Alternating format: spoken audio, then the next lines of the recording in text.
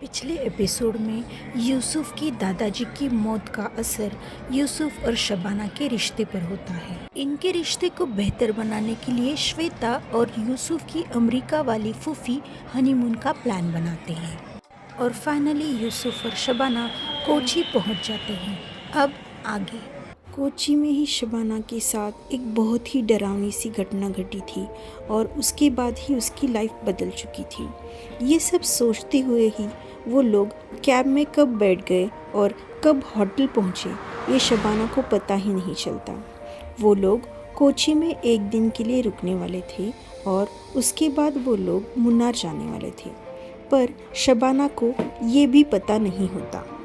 कोची में अब उनका एक दिन पूरा हो चुका था और होटल से वो चेकआउट करते हैं और मुन्नार के लिए अपना सफ़र शुरू कर देते हैं।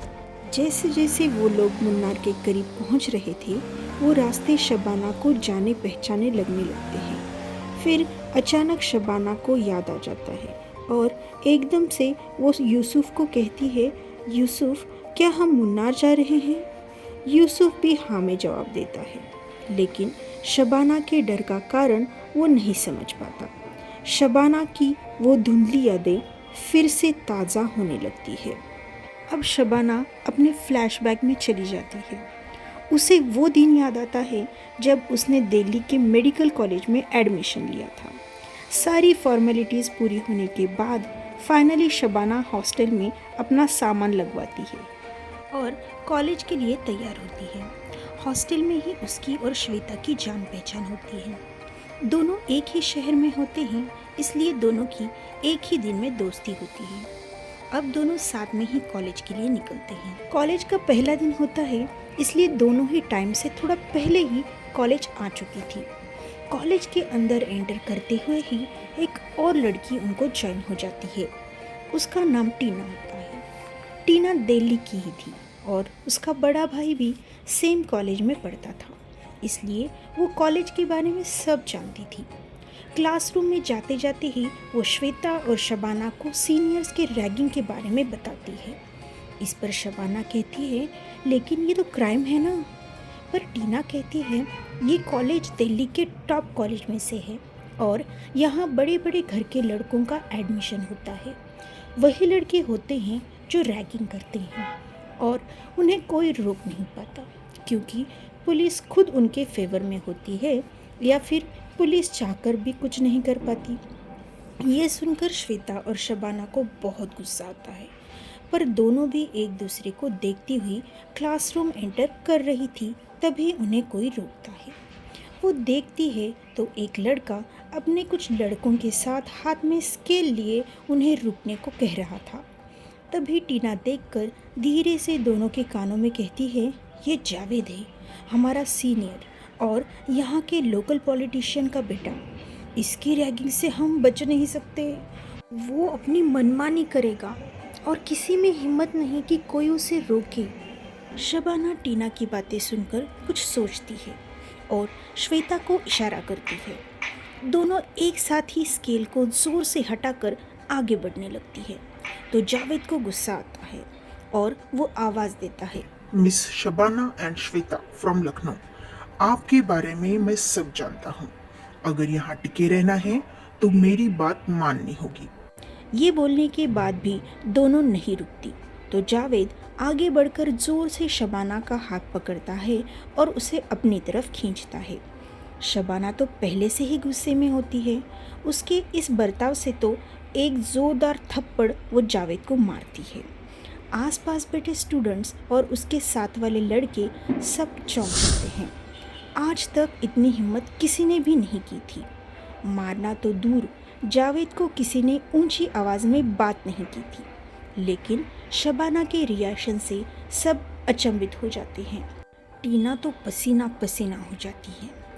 सब जावेद के रिएक्शन का वेट कर रहे होते हैं। अचानक इतना सब हो जाता है तो थोड़ी देर के लिए जावेद ब्लैंक हो जाता है। फिर वो जब आसपास की खुसुर-पुसुर सुनता है तो एकदम से होश में आ जाता है। तब तक शबाना और श्वेता अपनी डेस्क पर जाकर बैठती हैं। जावेद शबाना को देखता है। अब भी वो गुस्से में होती है और गुस्से में वो और खूबसूरत लग रही होती है। उसने जो किया उससे जावेद को गुस्सा नहीं आता, बल्कि वो इम्प्रेस हो जाता है। उसके दोस्त उसे कहने लगते हैं, तू इसका बदला ज़रूर ले ले, इतना इंसल्ट किया उसने तेरा इतने सबके सामने। पर जावेद तो जैसे अलग ही धुन में होता है।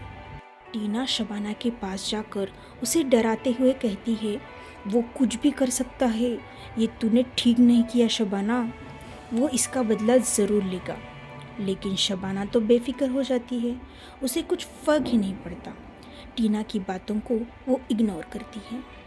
पहले ही दिन इतना बखेड़ा हो जाता है, इसलिए शबाना का मूड ऑफ हो जाता है। जैसे तैसे करके वो अपनी क्लासेस अटेंड कर लेती है और श्वेता के साथ हॉस्टल वापस जाने लगती है।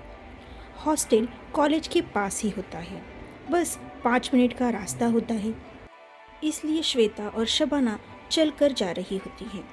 तभी पीछे से ज़ोर ज़ोर से कार के हॉर्न की आवाज़ आती है।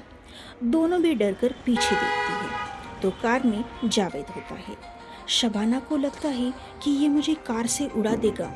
श्वेता भी यही सोच रही होती है, लेकिन वो कार उनके पास आकर रुक जाती है। ग्लास नीचे करके जावेद उन्हें लिफ्ट देने लगता है। इतना सब कुछ होने के बाद भी ये लिफ्ट दे रहा है, ये सोचकर श्वेता और शबाना आश्चर्य से एक दूसरे को देखने लगती है। उनके एक्सप्रेशन देख जावेद पहले शबाना और श्वेता से माफ़ी मांगता है और प्रॉमिस करता है कि वो आज के बाद रैगिंग करेगा भी नहीं और किसी को करने भी नहीं देगा।